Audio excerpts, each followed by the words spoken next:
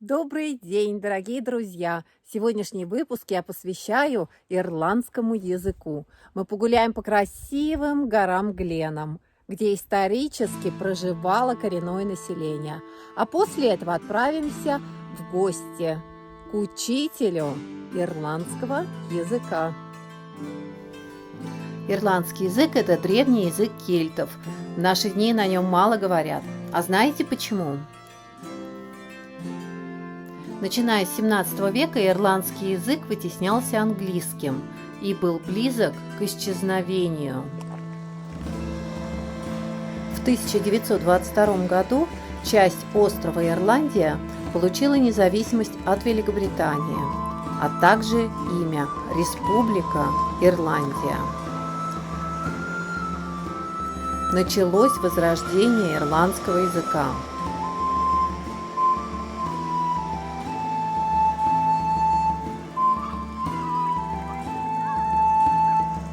А что в другой части острова, на севере?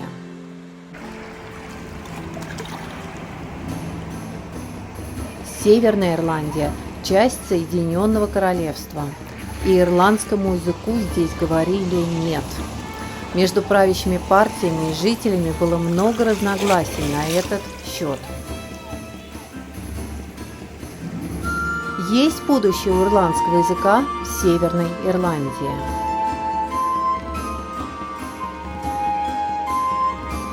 Недавно правительство было вынуждено принять решение на этот счет.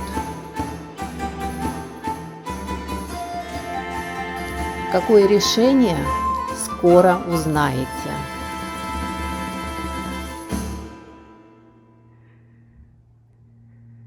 Hi, Colm. Hello Anna, how are you?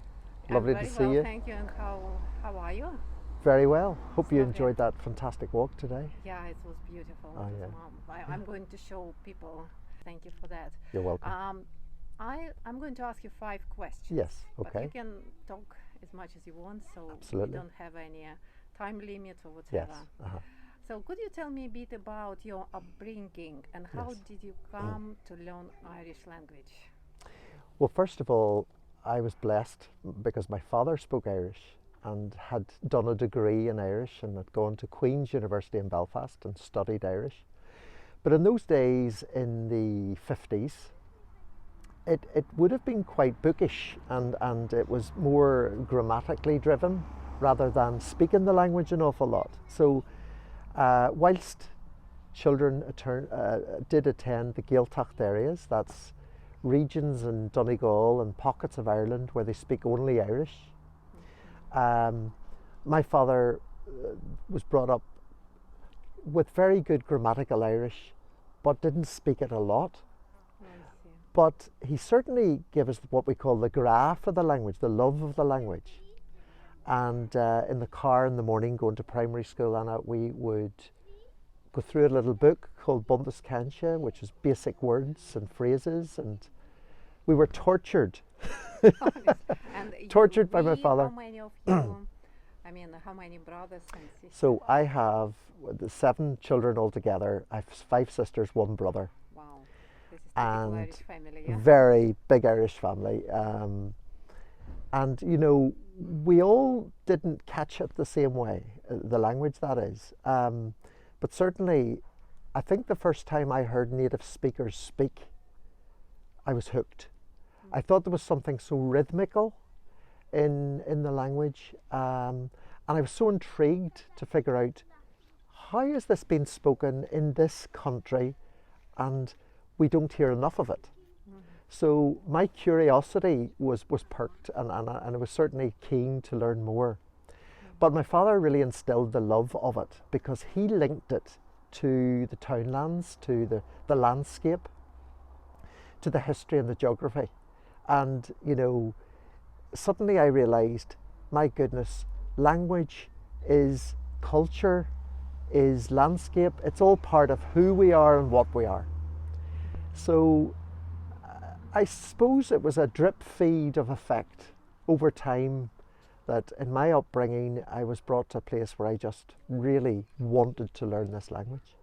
Yeah, I always notice when you speak about Irish, you always have this passion in your eyes. Yeah. Probably that's the Well, reason. there are two aspects to that, I think. I think the first one is I'm a passionate teacher. And I love teaching the language. I love other children to speak the language. And you also teach them French. And French as well, yes. And, you know, I believe whatever you're teaching, you should be passionate about it. But it's particularly easy for me to be passionate about the Irish language because it is so deep. And I feel very much part of something deeper in our history. And I think I try and bring that out in my lessons and teaching because there are so many aspects of it that children have lost out on these days and don't have enough depth in their lives culturally. And so I think you almost have to exaggerate the passion sometimes to bring across that message of this is important and this is part of you. It doesn't belong to me. I'm a custodian, but I'm a passer honor, and it's to be shared. Yeah. You know. Okay.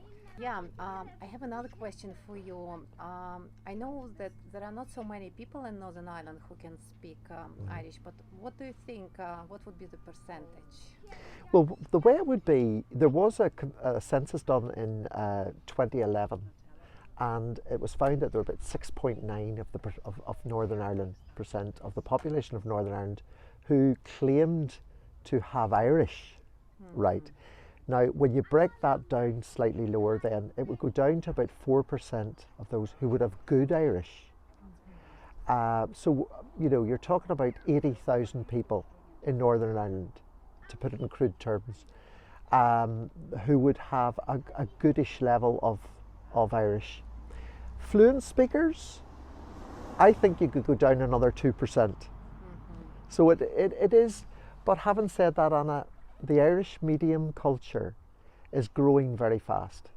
In the year 1972, for example, the first Irish medium primary school was built for 9 children. Wow. Now we have 72 Irish medium schools Wow, yeah, in Northern quite a Ireland change. and growing. And thousands of children have literally been educated through the medium of Irish, which has brought great difficulties because it wasn't enough, of course, that teachers had a degree in Irish. They had to have a degree in maths and in other subjects and have much more expertise in other things. So that was a difficult thing, Patch, for maybe 10 years in the 80s, 90s. But now there are colleges that centralise in preparing teachers for Irish medium schools. Oh, I see. So the growth is great. And it's hard to quantify. When I say maybe only 3% speak fluently, actually if you did a census now, I think you would find it's many more when you bring into play the Irish medium children who have over the years now have built up their skills. The issue that hasn't been studied enough yet is what are those people doing now? Have they continued their lives through the Irish medium? You know, are they bringing up their families in Irish? Those are the questions that need to be looked at too, to see what is happening. Is it cultural, or did they get that experience of education but didn't bring it into their lives? You know? So it's an interesting one. Yeah. I'm sure studies are happening at Queen's University as we speak, Anna, on that issue. Yeah, I know at the moment the Irish Act, it's a very big topic in Stormont in the Parliament of Northern Yes. Ireland. And it looks like very soon it will be like an official language, second language. So what do you think about this development? Well, I think that the Act is helpful, very helpful in bringing into law protection for the language and securing going forward that, you know, the Irish language and culture is treated equally with other minority languages. I wouldn't jump to say that it's going to single us out as an official language of the country, because that then becomes constitutional, and that won't happen in Northern Ireland until maybe the question of an All Ireland comes back into play. But I think the Act is the forerunner of the potential for bringing the language into a bigger play in the country. But if you think about it, all of it has come from the drive of suppression and put down, and we will have our language.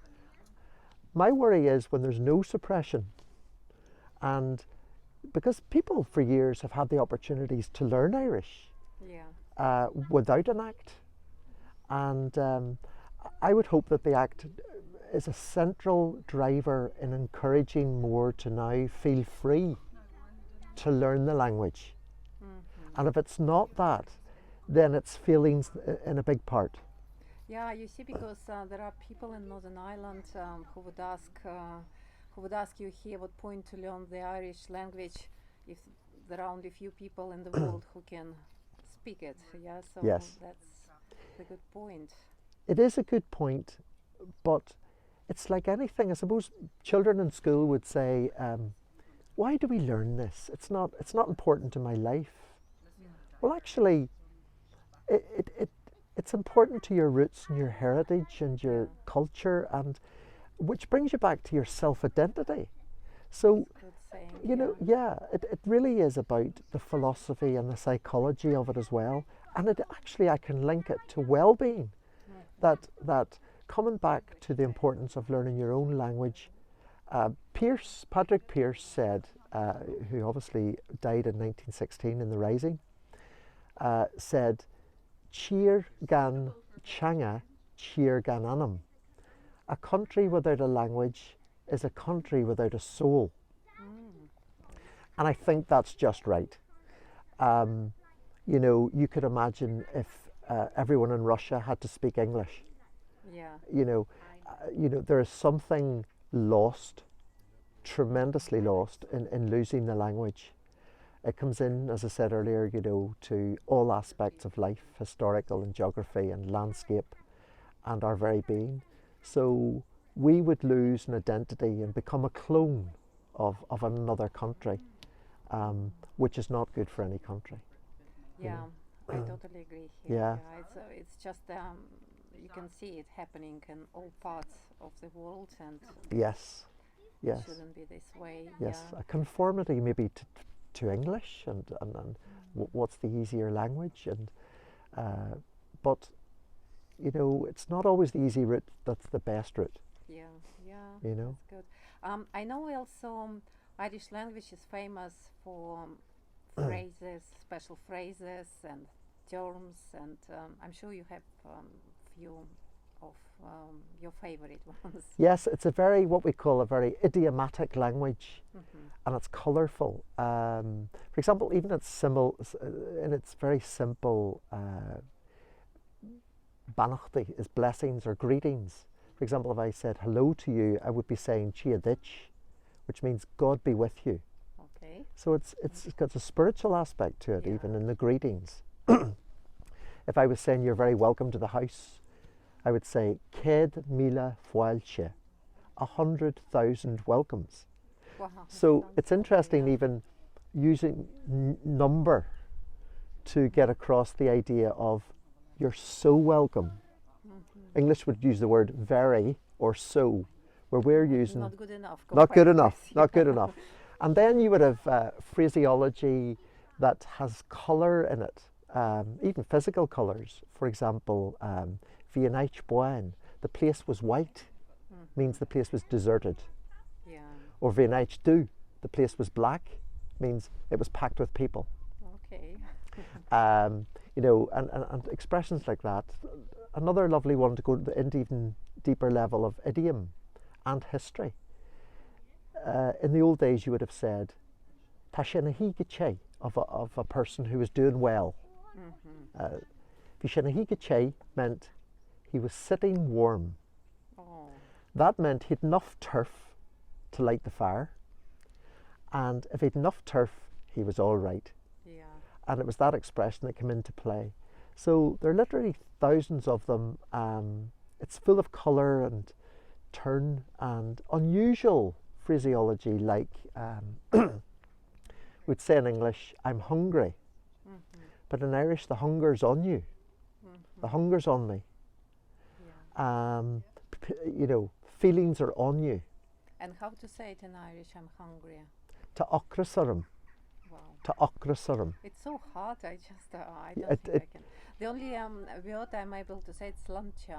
Do I pronounce it well? No? Go ahead. Slancha. Slancha. Very well, The very well. zdrowie. Slancha, Yeah, slancha, slancha. which is a lovely word because it originates from the word slan. And when slan, most people will know slan as goodbye. Okay. Didn't know But that. it's more than that. It's deeper. When you say goodbye to someone, you're saying, be well, Okay. be well. Yeah. And sláinte comes from slan, which means to your health, to your good health. Now, the English version of that is cheers, Yes, much easier. which doesn't cut it for me. Yeah. But French would be closer when it says à votre bonne santé, to your good health in greeting. So sláinte, a lovely greeting for welcome and health. And what about your existing family? Yeah, so you live with your lovely wife, Yes. and children, and how many of them can speak Irish? Well, they can all speak bits of Irish, and Oren now, the eldest, is 15, and he's studying Irish to GCSE level. Wow. We just had a lesson today, and I haven't brought them up with Irish because my wife Orla doesn't have Irish, but I speak to them here and there, and I know they're going to have it. And that's where the education in schools is very good, because I know the level they can get to by different stages. And I don't feel, people say, well, why didn't you bring your children up with Irish? Well, my first premise always is good communication in the country you're in and the way things are. And I don't want people to be under pressure, to feel, well, I can't speak what they're speaking, so they learn respectfully and well, and when they want to speak the language, they'll have it,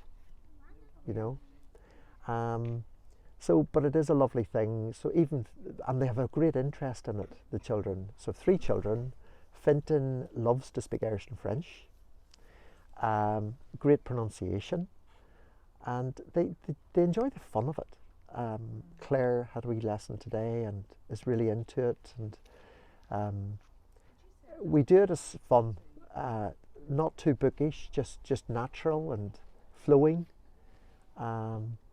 So if you come back in a couple of years, Anna, you will hear them speaking their glorious Irish, and I will have conversation with them that you can put on tape.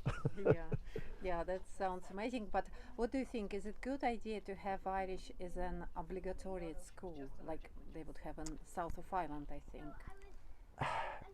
As soon as a language becomes obligatory, of course, you have the issue of why do we have to learn this? Okay, yeah, so we are back And to the yes, beginning, yes. you said. Yeah. One of the key issues in the South is that teachers don't actually enjoy teaching it, because the pupils don't enjoy learning it, and there's a forced aspect to it. Had it evolved more naturally, I think the longevity and the better welfare towards the language would have been set much stronger, because government insist on that, yet government in the Dáil in Dublin don't speak the language in the Dáil, but they insist that education-wise children have to learn it to a certain level to get into certain jobs.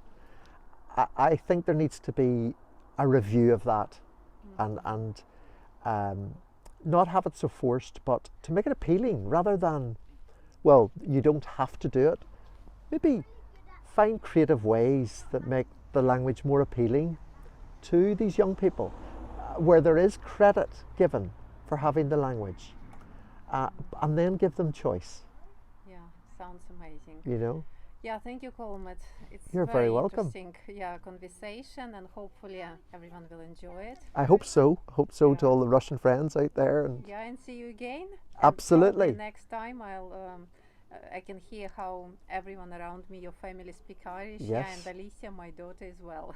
Fantastic, fantastic. Ardói, gur maigad. Thank you very much.